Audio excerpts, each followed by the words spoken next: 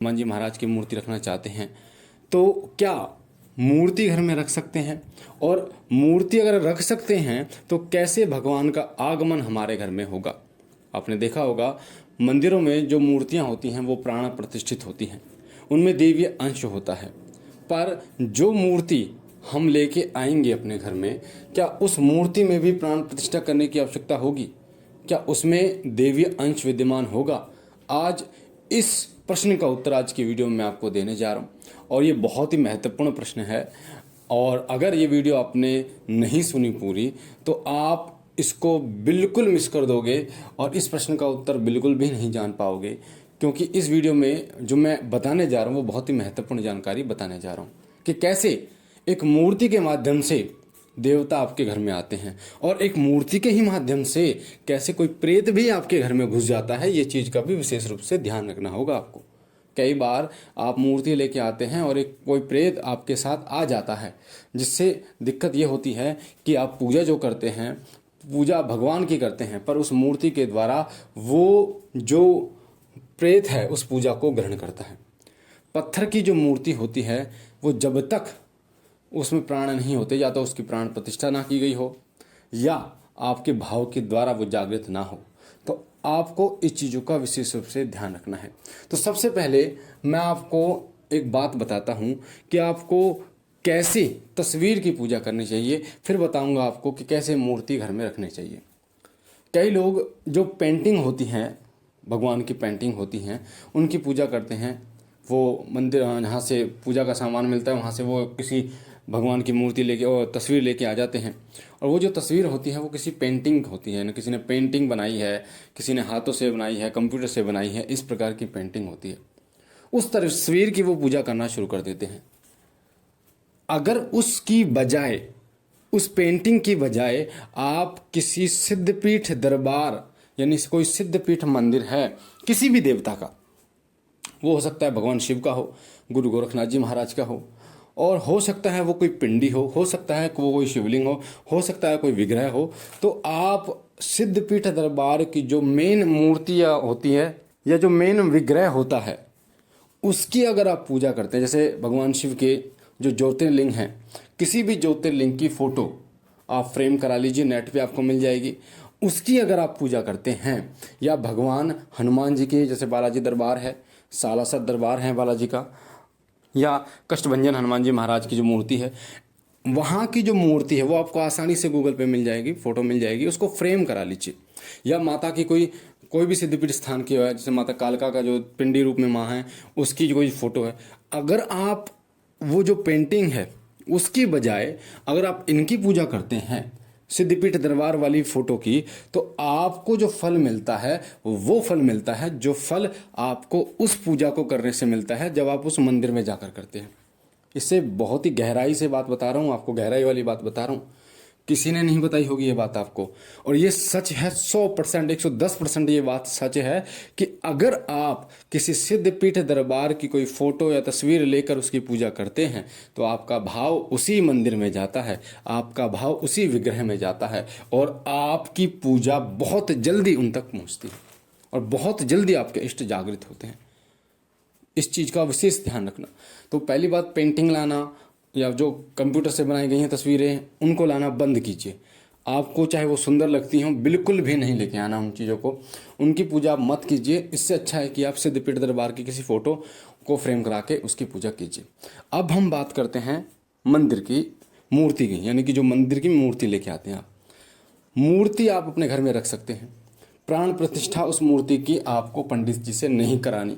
अगर आप मूर्ति को स्पेशल एक मंदिर देते हैं, एक स्पेशल कमरा देते हैं जिस कमरे में शुद्धता का पूर्ण रूप से ध्यान रखा जाता है, तो आप करा सकते हैं।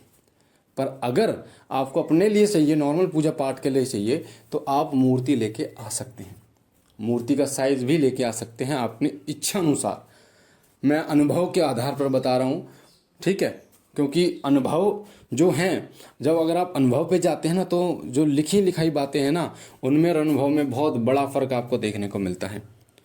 कहीं भी वेदों पुराणों में ये नहीं लिखा हुआ कि सवारी आती किसी देवता की, पर अनुभव की बात करें तो सवारी आती है, तरंग आती है। तो ये चीज़ें होती हैं जो प्रैक्टिकली चीज़ें दिखाई देती हैं। अब कौन सी मूर्ति लानी चाहिए, कहाँ से लानी चाहिए? मूर्ति कहाँ से लानी चाहिए, इस चीज़ का विशेष रूप से ध्यान रखिए।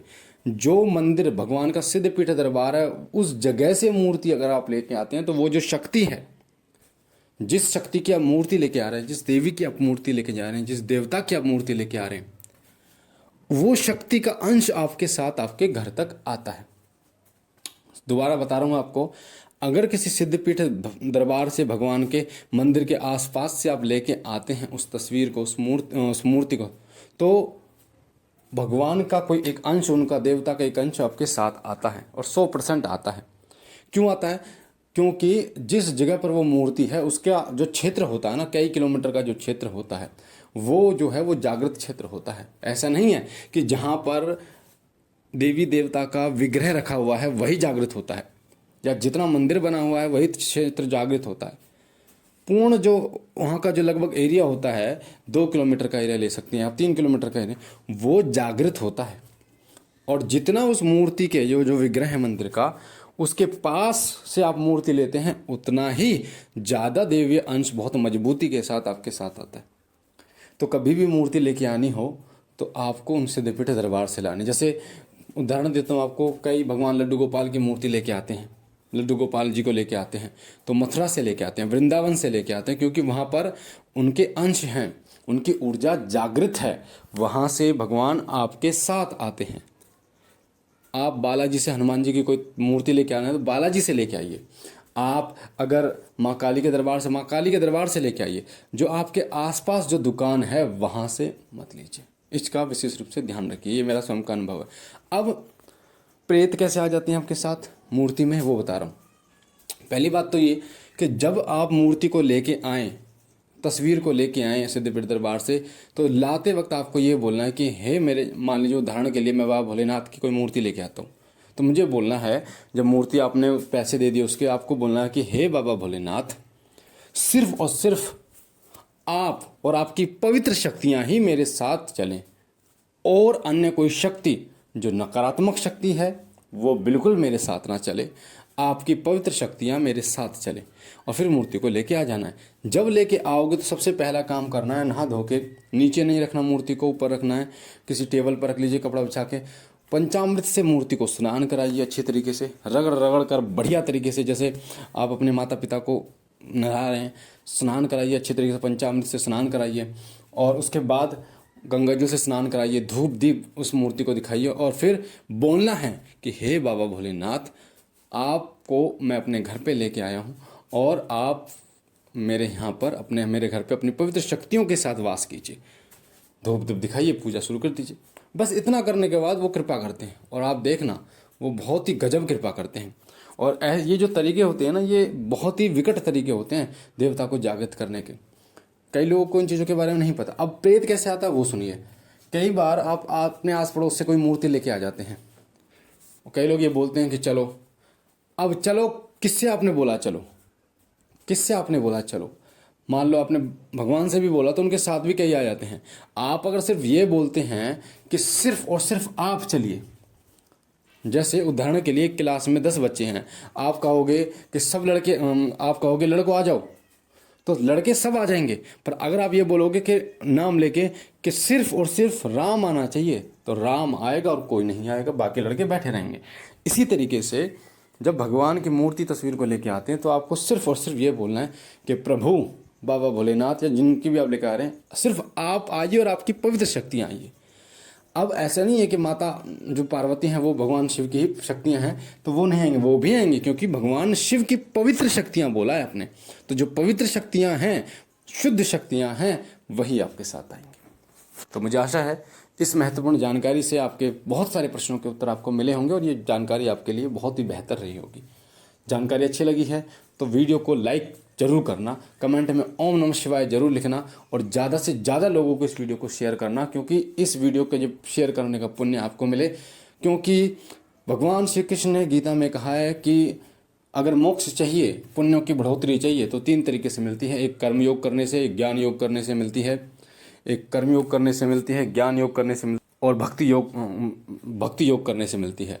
तो जो ज्ञान योग है, ज्ञान का मतलब होता है जितना प्रचार प्रसार करते हैं ज्ञान का, उतना ही आपके पुण्यों में वृद्धि होती है। तो जितना हो शेयर कीजिए, बाकी चैनल को सब्सक्राइब कर बेल आइकन को दबाइए। मैं बाबा भोलेनाथ से विनती करता हूँ कि वो सदैव आप पर अपने अनुकंपा करे, आपके घर परिवार में बरकत रखे। हम मिलते हैं एक नई जानकारी के साथ, तब तक के लिए ओम नमः शिवाय, ओम नमः शिवाय, ओम नमः शिवाय।